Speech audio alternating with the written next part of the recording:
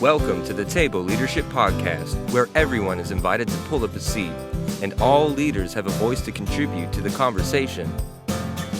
We're glad you could join us today. And now, your host, Cyon Edgerton.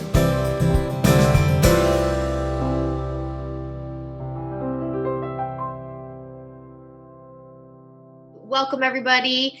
So excited to have my good friend Shanicka House here. And if you have been listening to the Table podcast from the beginning, then you will have also heard her husband not too long ago, Chris House. And so now I get to have his, can I say his better half? I shouldn't say his better half. I get to have his suited, amazing, talented, gifted wife as well. Which is, one of these days, I just need to have both of y'all on together. That would be fun. That would be fun. Lots of laughs, I'm sure. Yes, there would be. But anyways, hi, Nika. Thanks for being here. Hi, thank you for having me. So excited to be here with you. I miss your face. I know, I miss you too. I realized when I started doing this podcast after I moved, all the way across the country, and a lot of my guests are my people from back home. I'm like, oh, it makes me so sad. I miss my people. I do. But it's nice. Every time I do one of these podcast recordings, it's like an opportunity to catch up with my people. So yes, absolutely. It's nice. It is. It's really good to see your beautiful face. And I know you said babies are napping, but if they do happen to wake up and interrupt the podcast, that'll be all right because you have literally the most beautiful babies. Oh, thank you. And they're so sweet. They're so full of Jesus. They are. I love them. That's probably outside of the gift that they are in general, the gift of them just really loving God from such an early age is just more than I could have ever asked for. Yeah. Well, and what a testament to y'all's parenting too. I mean, yes, that's the Lord, but that is you guys being faithful and obedient and loving your babies and showing them the love of Jesus so well that you've made it tangible and appealing to them. I mean, from the womb. I love it. That's what I really need y'all to do is write a book. I need you and Chris to write a parenting book. Oh my gosh.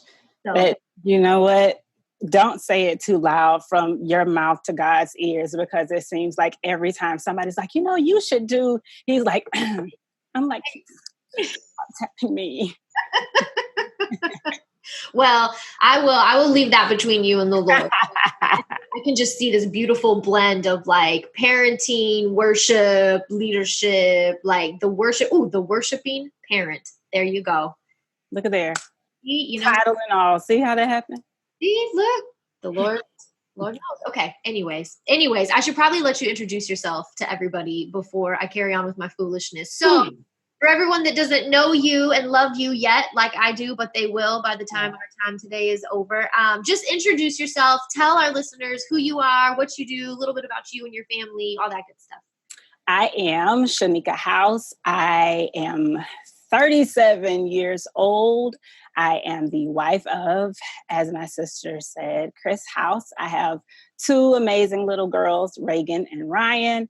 I often find it difficult to tell people what I do because I feel like I do a little bit of everything. But I am the, snowball of a lot of things. I'm a snowball of a lot of things, but I'm an author. I love to write. I don't really consider myself a blogger, but I kind of use the term extended captioner. I have a platform called My Transparent Moments where I just share my life and my heart as a mom and how that relates to a relationship with God, our relationship with our children, and how it makes me a better Christian, how it makes me a better daughter. And so that is probably one of the things that I love the most. And then I also mentor assistants under the umbrella of assistance to the assistants. And that is probably it in a nutshell, I guess. That's a big nutshell. It's a big nutshell, but thank you for cracking it open for us. And I will say, if there are any parents listening, especially moms, I would strongly encourage you to check out, and this will be in the show notes too, so don't feel like you have to go do it right now, but I would strongly encourage you to check out Shanicka's platform, My Transparent Moments. I follow everything that you do. I've been to your events, and you just got such an incredible heart, not only for leadership and for walking in your calling, but also for parenting and especially for mothering. And you do such a good job of sharing that vulnerably and just letting people in to see, what the fruit of hard labor really looks like. Mm-hmm. So I would definitely encourage anybody listening that's got kids to check it out for sure. Yeah. And so one of the first questions that I want to ask you, and I ask everybody this question, because it's the table podcast, right? So, and you know how much I love food and I love to eat. I was actually thinking just the other day how badly I am craving some mango. Oh my goodness. Which, for those of you that are listening, mango is basically heaven on a platter, sent down to earth in the form of neo soul, just amazing food. It is in Phoebus, Virginia, which we got to hear all about Phoebus. Chris was very quick to let our listeners know where he was from. Proudly so. But yeah, if you live anywhere near Phoebus, Virginia, or you ever happen to be traveling by Phoebus, Virginia, you have to go to Mango. And I don't remember what happened, but just the other day I was like, oh my gosh, I want some shrimp and grits from Mango right now. So bad. You're gonna make me go. Because food is always on my mind. So the actual question is, if we were sitting down with a group of leaders right now around a real table, if it wasn't virtual, if we were together in the same room where I could hug your beautiful face, and we were all actually sitting down to just invest in them and develop and encourage them, what would you be serving? What would you feed them? What's either your favorite dish or the thing that you make better than anybody else? What would you be feeding us if we were together right now? So the funny thing is, I'm not much of a cook, so I'm going to share what my favorite thing is because, I don't know that I would want to serve people on that level food that I cook. But rice, I love rice. I feel like I'm supposed to have it with every meal, with everything. I feel like it's a staple and not a side. So I would definitely bring rice. What kind of rice? White rice. Just I rice. Because I think it goes with everything. I laugh at myself often because when I went out to college and the first time that I went home with a friend to their home and they had Sunday dinner, they didn't have rice. And so I was looking at I was like, where's the rice? And she was like, we don't have any, like they didn't cook any. I was like, y'all eat rice? Like we literally ate rice every day. Oh my goodness. So I was like, y'all don't eat rice every day? She was like, no, I literally thought everybody ate rice with everything. So oh my gosh, I love it. I would bring rice. It's true though. You can do anything with rice. You can put anything on it. You can add anything to it. You know what I did the other day? Because I didn't have noodles. I made spaghetti with rice. Wow.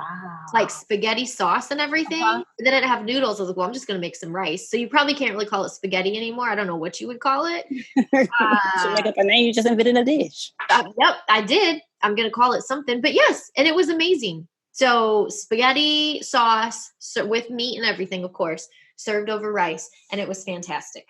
See? So nice. I'm with you. Rice with everything. Okay. Yeah. Well, that's good to know. If I come to eat with Nika, I'm going to be eating a big bowl of plain white rice. That's great. I love it. Hence my need to, as we were discussing earlier, work out more. Keep up with all this shrimp and there we go. See? Rice. Really get to the gym. Anyways, okay. So getting serious, which probably won't last for long, but that's okay. So now that we know what you bring to the table food-wise, white rice is great. I love it. What is it that you would say you bring to the table leadership-wise? Leadership-wise, I have two things that I would say that I bring, and that is servanthood and transparency. That's good. Okay, let's start with transparency first. Tell Okay. me about that. What does that mean to you? Let's just start with that. What does transparency mean to you? Why is it important? It's important for me, I believe, now in this phase of life, because I have seen the effects of my being transparent. It was hard for me at first because it was more of an assignment and I didn't really realize the gift that it was. So I kind of fought against it a lot. Just being led and feeling that unction to share parts of me that I had kept covered for so long and hidden for so long, emotions that I didn't share for so long, and really being nudged by Holy Spirit to share those. Interestingly enough, on social media, on a platform where so many people have access to what I'm saying and have the ability to comment and feel whatever, and just be that open and vulnerable. It was horrifying. And I was like, I don't want to do that.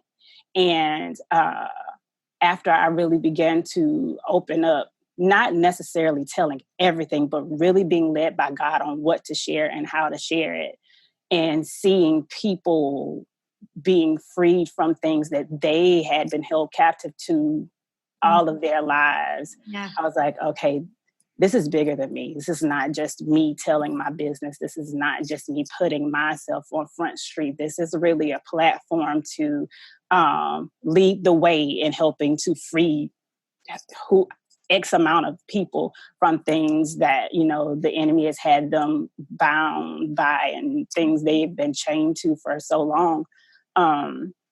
So bringing that transparency, bringing that openness, and that that just being available to be out there. Yeah. It is just something that, as a leader, has enabled people to trust me and trust my word, and just latch on to me and really believe for more for themselves. Yeah, that's good. Transparency does build trust. And you mentioned that some of the things that you really felt compelled to share about were things, circumstances, situations, emotions, whatever, that you had prior to that. You mentioned that you kept them covered up and locked inside. Why was that? What prompted you prior to this revelation of transparency to kind of keep things private and covered?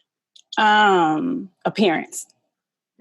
Wanting to be seen a certain way, in a certain light. I grew up without knowing my biological father. I didn't meet him until I was 21, 22 years old. And only my immediate family knew that. And it was something that I never shared with too many close friends. It was not just common knowledge. It was just something that I just kept to myself, because I had people that I considered sisters. I actually, interestingly enough, allowed a lot of people to think that another guy was my actual dad, because I considered his real daughter my sister. And so people, like at college, they thought that we were actually blood sisters. And so I never shared that we actually were not related by blood, because that was just something that I wanted to hold on to. So the appearance of, not wanting to seem like this bastard child, or to, have to own up to feeling rejected, and just so many things that I didn't want to face, and just didn't want people to look at me in a certain light, or even have pity on me, and so I just never talked about it. Yeah. Never really shared it. And what did it take? What was the journey like for you to actually get to this place of wholeness and healing in your identity, to where you could be obedient to that prompting to share and be transparent, and actually be comfortable and confident doing that? What was some of the healing you had to walk out? Oh my gosh, a breaking. a, That's a good one. a breaking. I remember one night in my apartment in college. I guess I was a junior in college at the time, and there was this DVD. We used to watch Fred Hammond DVDs, and well, actually, it was a VHS at that point. VHS all the time, and there was this song that he sang, and I literally watched this tape 1,000 times. Knew all of the songs, all of the words, all of the ad libs. There was nothing on here that could have caught me by surprise. And one night in my room watching the VHS, and he sang the song, My Father Is. Know the song forwards, backwards. But for whatever reason that night when he sang it, something in me broke and I cried for hours and hours and hours. Cried myself to sleep to the point where I got to class the next day. I could barely see because my eyes were almost swollen shut. Oh my gosh.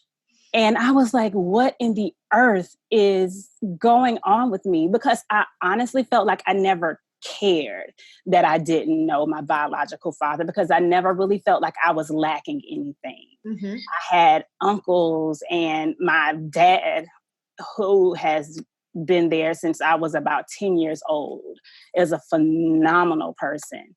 And I do not believe that I could have been given better. If I had to go back and choose to be absent from my biological father in order to have him be in place all over again, I wouldn't change a thing, because he's just that amazing.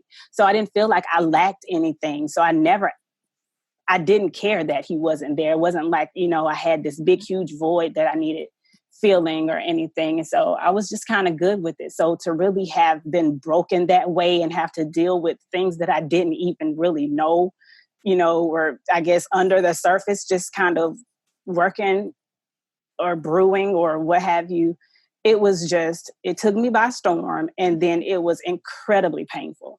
Yeah. And so after that weekend, I was just like, well, I'm going to look for him. Apparently it's something that I need to connect, to find out. And I started having all of these identity questions. And I'm like, I'm 20 years old. Like, don't you go through this like in your teen years or something? Like, why is this plaguing me now? And literally that same weekend, I went home. My mom had letters that they had written to each other when she was pregnant with me. They had the address and phone numbers and stuff. And at this point, like I said, it's 20 years ago. So I never really think that it's going to be anything current.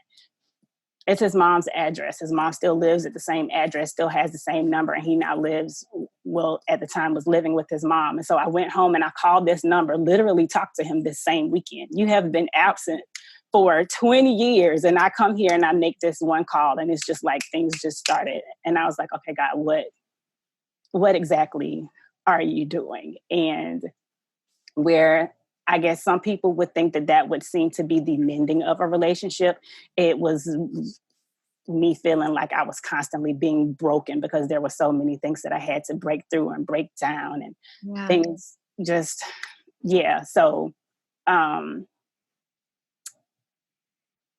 that point, then really having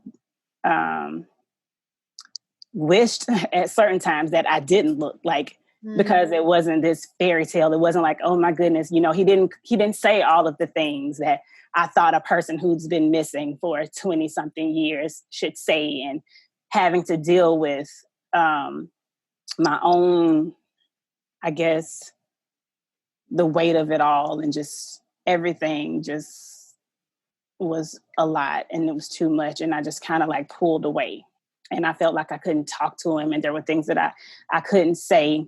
And so I just didn't really want to deal with it. And so one night while I was traveling, I was in a hotel, and I heard Holy Spirit tell me that he wanted me to share what I felt like I couldn't share with him, with my biological father, with everybody on social media. And I was like, are you kidding me?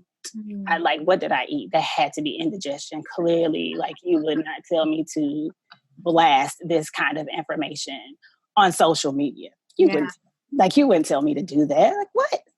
And so until about 4:00 in the morning, I was going back and forth, like, I'm not doing that. I'm absolutely not doing this. This is probably about 10 years after meeting him. And I was like, I'm just really good on the whole, like, relationship. I'm just it just kind of is what it is. Like, no, he was like, no, I want you to share whatever it is you feel like you can't share with him, and do it on social media. And so I had to do 32 facts about myself. And I hashtagged it, Dear John 2014. It was in 2014, and his name is actually John. So it kind of just all rolled in there together. And every day of my year, I was 32 at the time, I shared a fact about myself. And those were the hardest 32 days that I probably ever had to roll through. He took me through a couple of 30-day situations, but yeah, that one definitely stood out. Yeah. Wow. We share that part of our story because my mom married the man who I call my dad when I was like, I don't know, 4 or so. And he legally adopted me and gave me his name and everything. I never knew my biological father. And same thing. Like, he was a good dad. He adopted me. He took me as his own. He gave me his name. He cared for me. I mean, he is, for all intents and purposes, this man is my father. Absolutely. But it wasn't until I was in my late 20s, again, like, I thought I was good, I'm past all this stuff, when all of a sudden I had my own breaking not too long ago. And it was the same thing. I had to go through this breaking of realizing that there was something internal. And, I think about the fact that we are children of God. I preach this all the time. The Bible doesn't say that we are the adults of God. It says that we are the children of God. And as his children, a lot of times there is that inner child in us that needs healing. And all the times when I thought that I had healed something, the truth was I had just grown up and I had kind of grown past it and covered it up. When the reality was I hadn't dealt with it, didn't even realize it needed to be dealt with. And then all of a sudden, here I am, almost 30, and I find myself in a therapist's office just sobbing like, oh my gosh, I'm realize that I'm still trying to please everybody around me and make them happy so that they don't abandon me and reject me, because for some reason I am still hanging on to this lie of rejection and abandonment that I didn't even know was there. And happened to, oh my goodness, it is such a breaking. And gosh, what a way that the enemy tries to get us to, in with broken families and absent fathers. I mean, any way that he can make us believe that God is not a good father. Yes. He's going to do it. And it's such a breaking process, and the healing journey, it is just that, it's such a journey. But I love how obediently and boldly you walked through that and what that has given to other people. Because I think, as leaders, transparency is such a hard thing. It feels like for us, especially as leaders, because we have to have it all together, right? We have to have the answers, and we got to have everything all put together, because if we don't, people are going to see that we don't really know what we're talking about. And, just the idea that culturally is perpetuated that leaders have to have it all together all the time, got to have all the right answers, everything's got to be good. And it's just not true. It's not true. Humans. We're humans, and we need to be human. So what have you seen as the fruit of that? Because naturally our culture would tell us that when you are that out there and that transparent, that people aren't going to be able to respect you or trust you or look up to you. They're not going to follow you because you obviously don't have it all together. But we know that that's a lie, because so many of the things that we need to heal from and speak out, it's that the enemy wants things covered up. He wants them kept in the dark. He doesn't want us to bring it out into the light. And as leaders, I think there's so much that we believe that cultural lie without realizing that there's a spiritual ramification to it as well. Absolutely. When we believe that cultural lie of you got to have it all together, you got to be put together all the time, the spiritual ramification is that there are some things that we are keeping hidden in the dark that the Lord says, no, you need to bring those things into the light. That's where the healing is, and that's where truth is. That's where the real power is. And so what's some of the fruit that you've seen, not only in your own life and leadership, but just in the people around you that are following you as a result of this journey of transparency? I think one of the most moving aspects as far as seeing the fruit from it was to have other people who are leaders see the need to show people their scars and to pull off masks and to dismantle the lie that I have it all together and I don't have any issues, or even that I'm healed from everything that might have happened, just almost kind of, I'll tell you a little bit of my story, but I'll tell you the piece that I'm fully over and not really sharing the part that is really going to bless somebody, that's really going to free somebody else. I think one of the hardest things that I had to share during those 32 days was the fact that I had been molested. And I had so many women leaders reach out to me just saying how that freed them, because they had been carrying the shame from what was done to them and how it was affecting their ministry and how it was affecting their ability to minister to certain people and in certain ways, because they had been holding on to that, and how my boldness to just confront that and put it out there and tell people, yes, this happened. No, it was not my fault. Yes, I can be healed from this. And no, I don't have to live under, this umbrella of shame to where I never have to speak about it again, because that is the enemy's way of keeping you bound to this thing. So just having so many of them reach out to me and just say how it just really shed light on their own situations and how they were able to truly be freed from it, was probably one of the most fruitful things that I probably could have seen, because I didn't expect it. It wasn't like, when God gave me those instructions, he was like, I want you to tell this, or I want you to give these facts, and this is what I'm going to do when you do this. I had no idea, what it would look like on the other side, and people could have easily been like, she's just doing this because she wants attention, or, she was just doing this because she wants followers. We know people are doing all kind of crazy stuff with followers. And so I didn't know how it would be received or what it would look like. And so to be obedient, even not knowing what it would look like and how it would be received, and to see people not just blessed. It's wonderful when people are blessed by, what I share, what I do, but people who are really set free, because I know what it feels like to be bound. When people reach out and was like, this really freed me. Like, it humbles me to the point where I'm just like on my knees in tears. So that one is definitely something that I carry with me, and it nudges me in times when I really hesitate with being obedient with what he's asking me to do, to remember what he's done before. Yeah. Could you have ever expected the response that you saw, the way that people were set free and healed? I mean, was there any part of your mind that thought, okay, maybe this is what God's going to do? I think, well, not to the extent I thought. Maybe, there's somebody else out here who has a daddy issue, who, might be able to relate, and maybe it will, help them to maybe even go have a conversation with their dad. I'm thinking, this is about the ministry of reconciliation. So maybe some people are going to go, and maybe they're going to have great relationships with their dads from what I shared. But I had people writing me about their moms. I had people writing me about, step parents or bonus parents. I had people who had no issues with either one of their parents, who pulled things from what I was sharing that I was looking like, I don't think I even would have ever got that from what I wrote. But it was just crazy, for lack of a better word, how God used just what I shared, and was pulling and tugging on different places in people's hearts that seemingly had nothing to do with what I shared, but it was just bringing them to a place of healing and wholeness. And I was just like, I never could have done that. Like, never.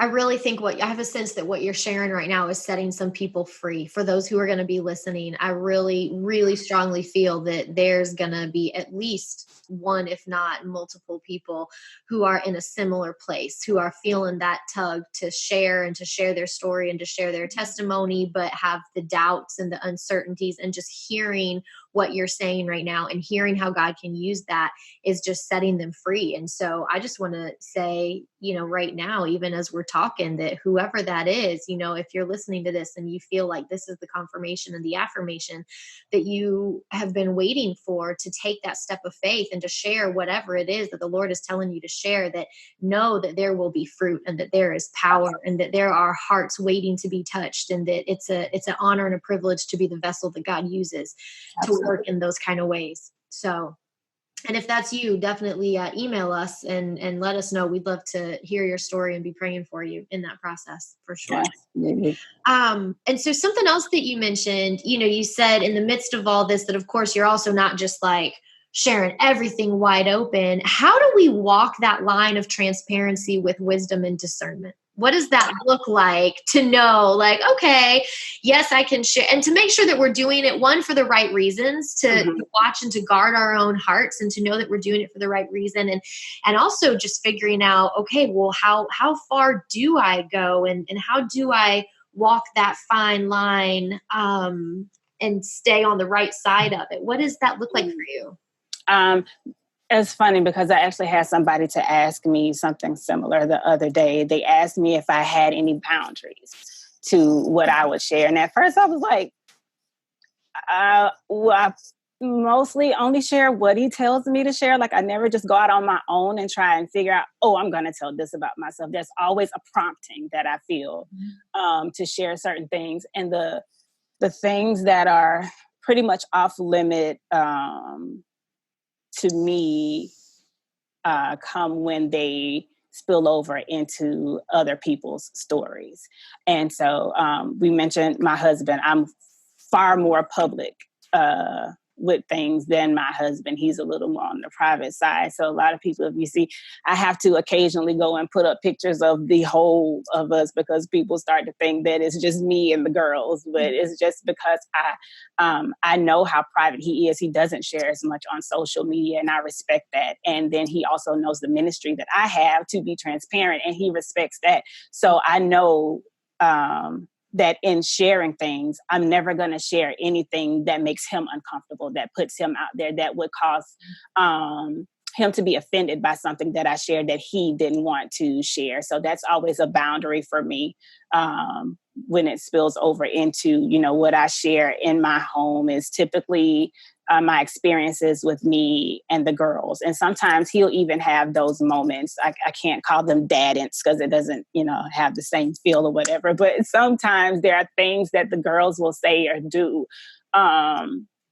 And he's just like, oh my goodness. So he has the same thing. And sometimes I'll share those because it stays in line with what the ministry is that God has given me. But I would never, if there was an issue or a disagreement or something that we share in our house or that we have in our house, and then we get this great revelation from it, 9 times out of 10, I'm not going to go and share that on social media because I respect, I respect his privacy. And then there are also parts of my story that spill over into my mom's story that she's never shared before and that she's never, really expressed to other people. And there are actually parts that I feel could really, really bless somebody. But because she has never shared that part, I don't feel that it's my place to put that out there and then expose her before she's ready to share. And so those are also pieces of my story that I don't share out of respect for other people. So I feel that it's wise to have boundaries where you don't feel like you can share everything, especially if it's going to be at the expense of offending somebody or telling something that should remain, confidential. If it's something that you shared with somebody or somebody shared with you in confidence, that you would expose that because you feel like it's going to bless somebody else. I don't think that God really nudges us to do that. I think there is a way to share what he gives you to share that would not, blast somebody else. Mm-hmm. Yeah. That's good. That's so good. I love how the heart and focus of your boundaries is about guarding and protecting those around you, being open-handed with your story, the way that God has called you to, but also understanding that that was for you from Mhm. God, and that was not necessarily for every person around Absolutely. you. That's so good. That's good. And so two things that you said, transparency and servanthood. I want to talk a little bit about the servanthood aspect of things. Okay. So when you say servanthood is what you bring to the table, and I love that what you bring to the leadership table is servanthood, because again, culturally, those two don't go hand in hand, that if you're the leader, you're the leader. And there Mhm. are those who follow you and serve your vision. But I mean, the true heart, if we look at the model and the way of Jesus, the true heart of leadership is servanthood. And so I love that that's what you're bringing. So talk to me about that. What does that mean to you? Why does that matter? Um, it it means it means so much to me that I often have to sit down with God to hear him speak over me again who I am, because that means so much to me. I could get lost in that and thinking that that is just who I am, and think that that's almost kind of like the sum total of who I am, and just kind of nix out all of the other stuff. Um, and so I'm like, that's who is Nika? She's a helper. And it's like, okay, well, there are other things there. But it means so much because so often we hear, just like you said, culturally, we are taught to think of ourselves first. Mm-hmm. Go for you, do what you have to do, bump everybody else. You got to go for yours. And God has elevated me, not because I was so gung ho about going after something for myself, but because I was content to help lift up somebody else, because I was content to stand in the background and make sure that all of the, I's were dotted and all of the T's were crossed, and to help really be a spotlight for somebody else's platform. And he used that very thing to really to build a platform for me. And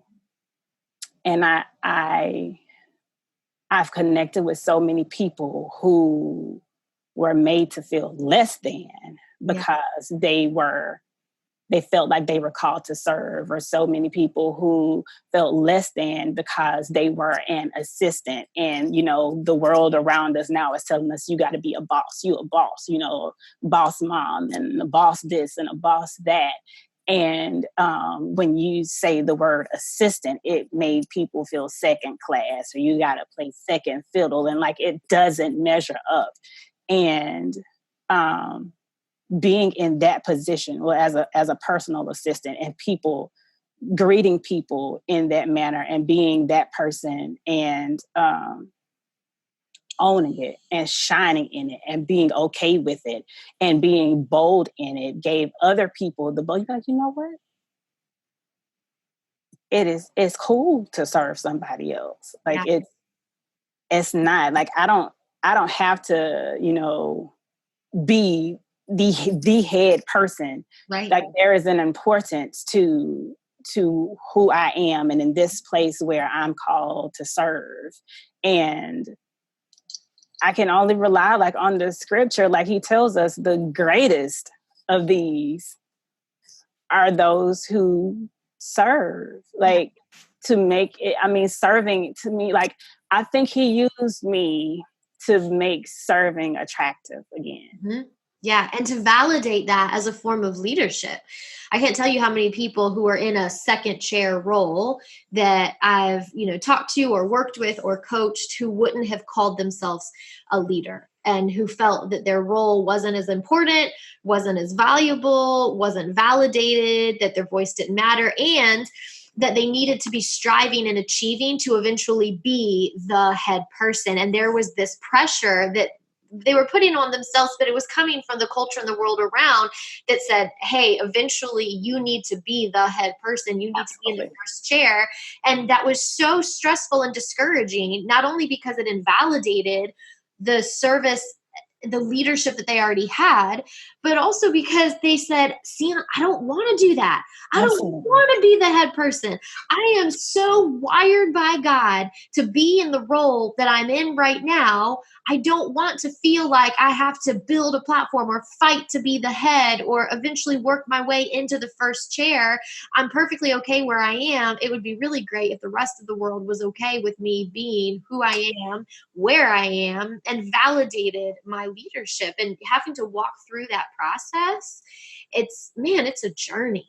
It is such a journey. I think one of the most beautiful visions of it that God showed me during that stint of time where I was actually traveling as a personal assistant that I kind of used to help other people in that area was actually the spotlight, how so many people are running for the spotlight, but some of us are called to actually be the spotlight, the actual spotlight that shines down. So I just use my cousin and I as an example. You know, she traveled all across the world ministering. So she's on stages and, you know, up in on platforms and in pulpits day in and day out. And so she's always, you know, the one that's being seen. And some people's like, you know, you don't want to do that. You don't want, I'm like, no, that's not my area. I'm not called to be in the spotlight right now. I'm called to be the spotlight. So my job was to where she went to do whatever I needed to do to make sure that the light was on the right place to, you know, for her, for the ministry that God wanted to use inside of her. Yep. To be seen so that he could be glorified. Because if you're chasing after the spotlight when you're not called to be in the spotlight, you're not doing so to give glory to God. You're doing it to be seen. That's good. And can we also just validate to do what you did, to be the spotlight, to be that person that operates in that role, especially at the level that you were doing?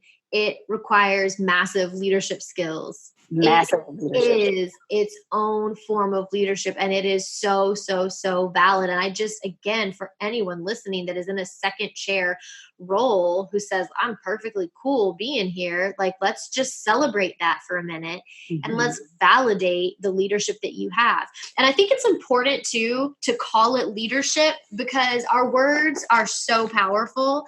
Absolutely. And when we receive and accept something as our identity, that's when we actually live into it. I remember for the longest time, I would not call myself a writer, partially because I didn't understand the difference between being a writer and an author. And so I felt like, well, it's a little misleading for me to say that I'm a writer when I haven't actually published a book yet.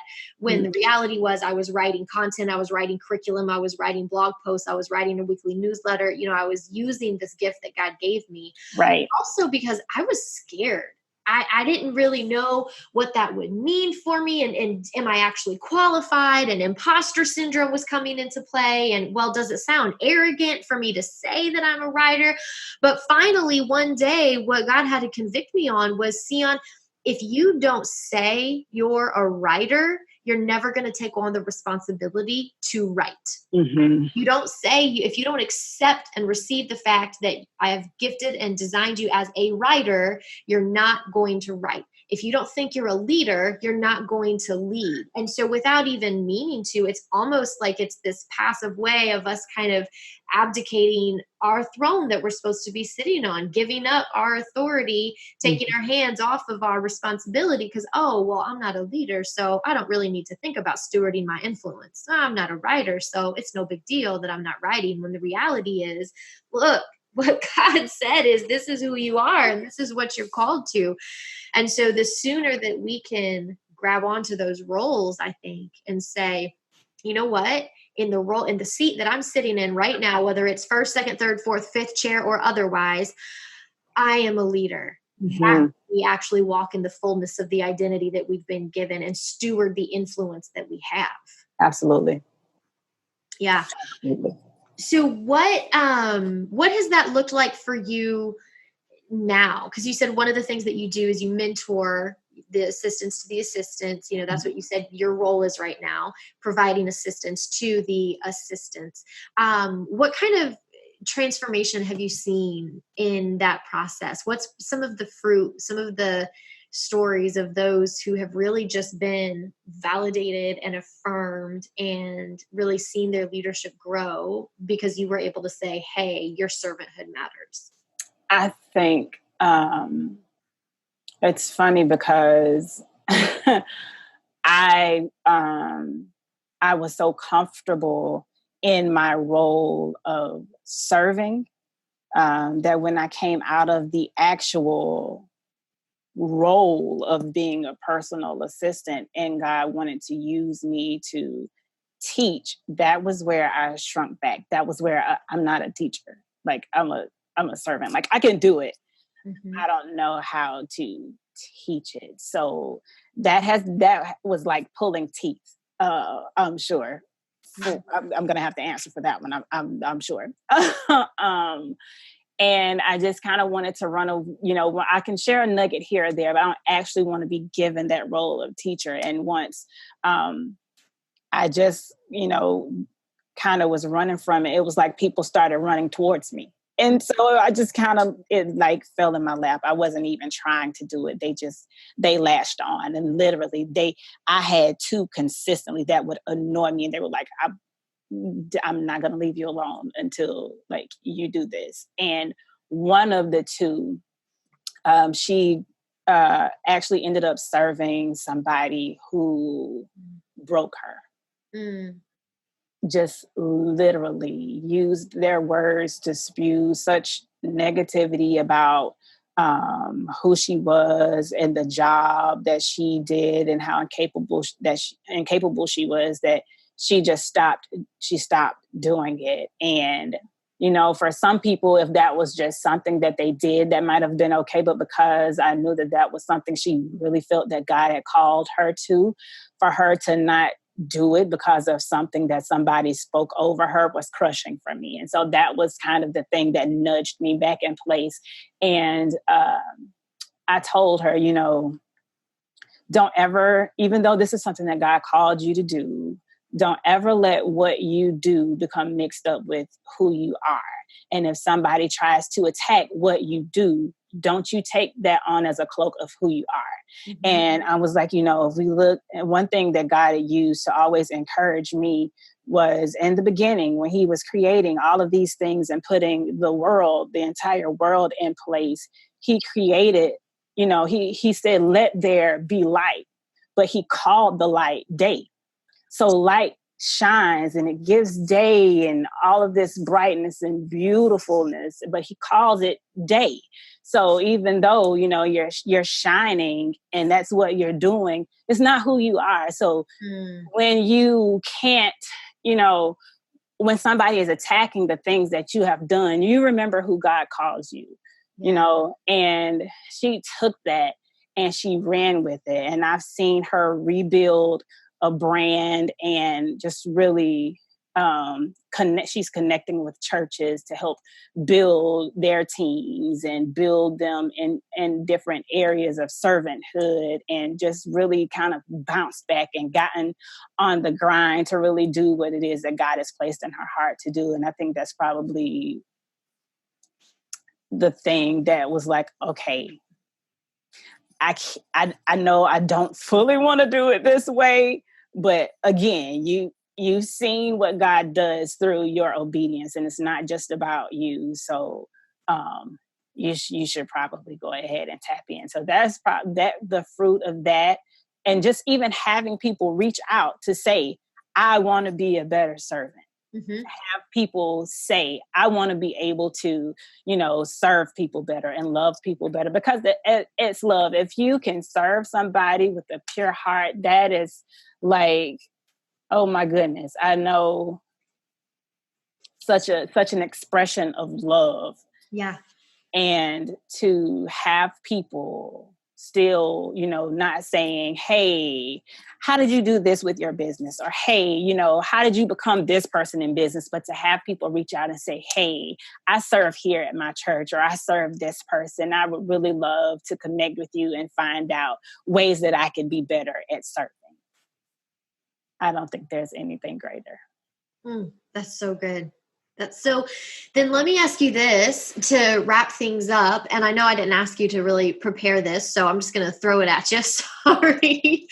What are for someone who is in that type of a role where that's a second chair, maybe backgrounds, be the spotlight type of role, and they really want to begin walking more in just owning their identity, owning their leadership in the form of servanthood, stewarding that well, being just fully confident that this is where God has called me and this is where I'm supposed to be. And it is no better or worse than any other position, that it is more than enough.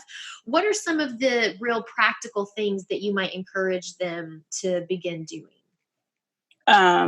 I believe, let me see if I can just think about some of the things that I actually had to do, because it wasn't that I was always so confident in what I was doing. I had to, of course, fight through those moments as well. One thing is just really confessions, like audibly speaking, this is where God has me. I am meant to be here. I'm here for a purpose. And if this is what he has called me to do, if this is the place that he's called me to lead in, then I'm going to be the best at it. And no one is going to make me feel any less about what he's called me to do. Mm-hmm. And to just block out the noise, because sometimes that is the thing that will throw you off in this area and sometimes it's not what's said to you. Some stuff you can just pick up just from here, and sometimes just blocking out the noise so that you can stay focused on what it is that you have to do. And if you tune into what you have to work on and what you're called to do and don't have time to even entertain the other stuff, it helps to keep you at a place of balance where you don't feel so insignificant. Stop comparing. Yeah. I guess. One thing that I can say. Another practical piece.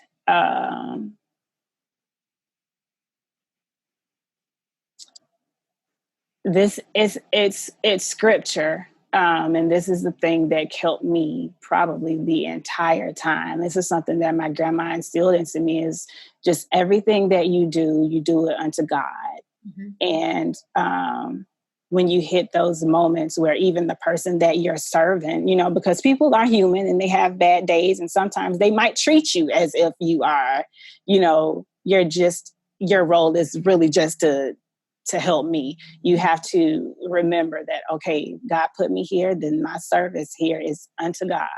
And it kind of keeps you focused when you would want to quit, or, and it keeps you integral.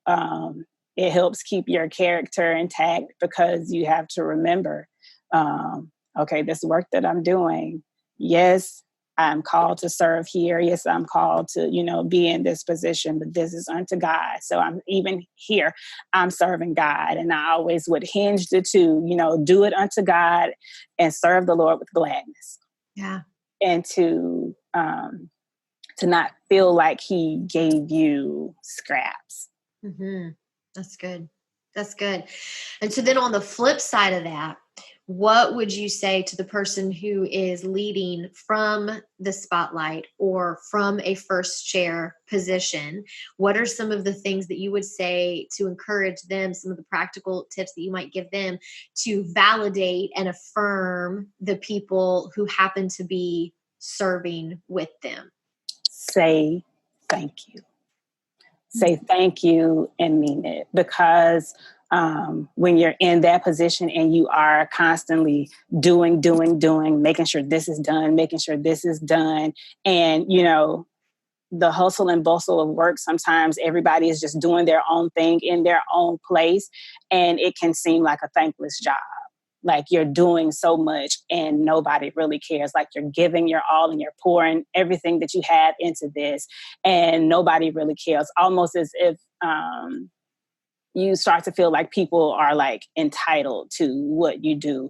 And that kind of starts that whole insignificant, feeling of just, I don't even want to do this because nobody cares. To have a leader see what you do, see the effort that you put in and say, thank you for it. Literally, when you're called to do that and just hearing thank you, doesn't even have to be a gift, doesn't have to be, a raise, a heartfelt thank you so much will literally cause the person who is serving you to go 10 times harder because they feel appreciated. And just that, it not even a whole lot of words of affirmation, like, oh my goodness, like the way you did that was so amazing. Sometimes you don't need, people, if that's their love language, maybe that means extra, but literally a thank you goes such a long way. And to remember that the people who serve you have feelings and lives and X, Y, and Z. And so to not get so caught up on, I need you here for my stuff, that you don't realize when they need something from you. Yeah, that's good. That's so good. I feel like you just dropped a ton of wisdom on us today. And I appreciate it. I really do. And I think there were some moments in our conversation where God was really speaking. I really feel like some of the things that you said and shared are going to bring some breakthrough. And that's what I love about the way God works, is we can have a conversation and someone else can listen to it and he can just keep doing what he does. So good. Awesome.